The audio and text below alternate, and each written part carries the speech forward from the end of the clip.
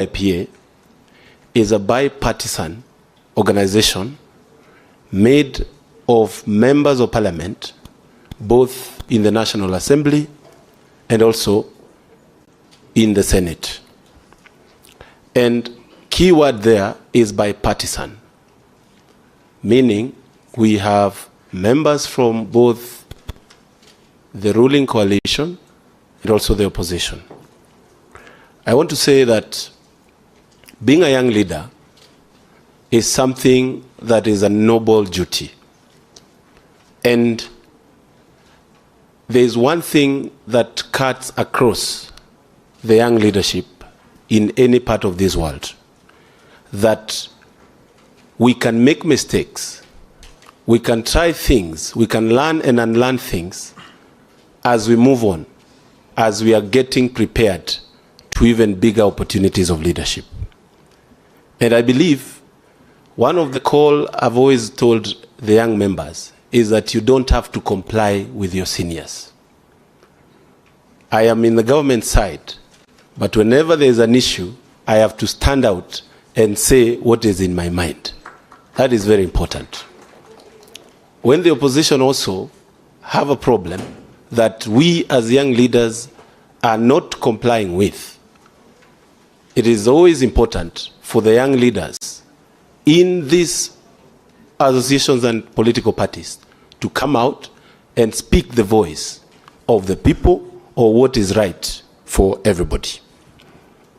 I want to say that young leadership is also a serious challenge, because we are meant, and there is always something called sugarcoating when it comes to accommodation of young people in this country. It is extremely hard for young people to get into political positions. It is also extremely hard for young people to get in the corporate level of leadership in this country. And it is a simple thing of maintenance of status quo that people look of ways to have their lineage and their fellow selves getting into those positions. But I want to say it is all not lost, because the few of us that get into these leadership positions, we have to stand strong and stand against all the chaos and atrocities that are meant to derail young people to get into positions, so that we can actually make a better community and a better society. And I want to touch something that I know Honorable Kalonzo Musyoka is dealing with in the bipartisan talks that involves our electoral system. I have heard many people say that our electoral system is actually not right, but it is the high time we got it right. And Honorable Kalonzo Musyoka, as the co-chair of the bipartisan talks, we are hoping you bring something that is going to solve that thing once and for all, so that young people can get chances to get into leadership positions. There is always deliberate efforts to suppress the leadership of young people. And it has come even into the university level. And one of the things that we have taken as young parliamentarians is to correct that. We need to go back to the voices of our university students having something to speak. The leadership of this time does not really reflect what we used to see before. Myself, I started my leadership in the University of Nairobi, in the leadership of SONU. Many of my members started there.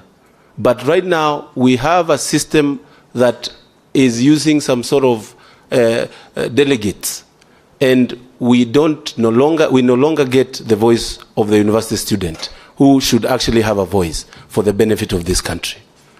Starting with our young people. NYS, one of the institutions that used to touch lives in the 90s, these days is a shell. But we need to actually empower these institutions so that our young people can be able to do better. I was very happy to listen to PS Mangeny, whose department actually is at the heart of the young people. I wish you well. And all those deliberate efforts you guys are making, we have to hold you into account. I have one proposal for you. Hustler Fund is a good thing, but we cannot remain at 500 shillings or 1,000 because it will not actually help a lot. We need to get into million. We need to get into 500,000 so that our young people can be deliberately helped to grow economically. And I believe that is something that you have to consider and you are considering. I want to say that when it comes to opportunities, we need to empower our youth wings in the political parties. Because political parties in Kenya, and I hope I don't get in trouble because of this, they are owned by individuals. And they are not owned by the young people. And that means that for you to get anywhere, you have got to be in the right books with the bosses who own these political parties. That is actually a retrogressive thing that we should actually correct and move forward from there. Because while we are talking of improvement of our economy, our democracy, and we are very loud saying about democracy when it comes to general elections. But nominations and running of political parties is the biggest scandal we have in this country. We have to correct that.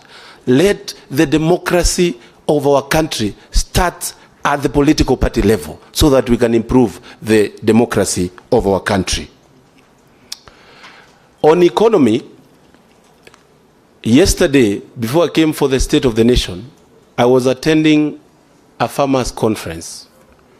There are some farmers that I have helped to get water project, and I had called them for a meeting.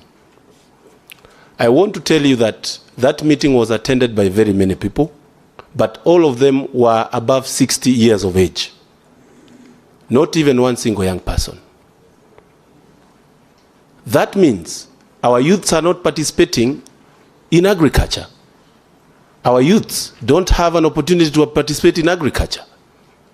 And it should shock many that 70% of our population is young people, but they are not being productive in production of our food.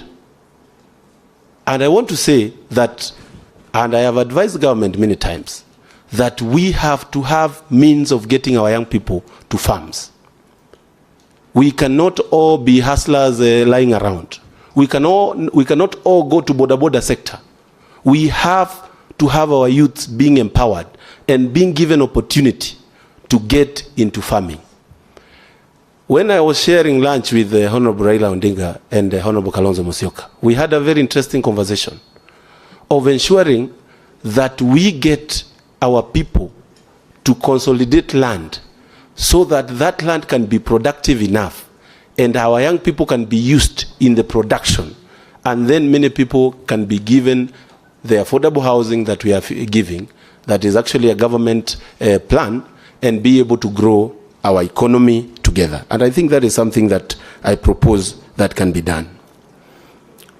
In conclusion, I want to say that African leadership has always been born from struggle. In 1963, when we were getting our independence, the struggle was about freedom. And we had Mau Mau and everybody else who fought for that. In the 90s, where we had birth to Honorable Kalonzo Musyoka, Honorable Raila Odinga, and many others, we were struggling for democracy, and we struggled. Now, we have another struggle to have our economic freedom. As young politicians and young leaders, we are taking that as a fight that we have to win. And thank you very much, everybody. We are going to continue engaging in this conversation. I want to say that, yes, this conversation has been organized by KES, but this is a conversation that should be organized by the government of Kenya. And this is a conversation that is supposed to be organized by Kenyans, because it is us who have the problem, and it is us to solve our problems All we need is to be supported by our diplomatic corps to solve our problems so that we can move on. Asante sana, Mungu awabariki. Thank you very much.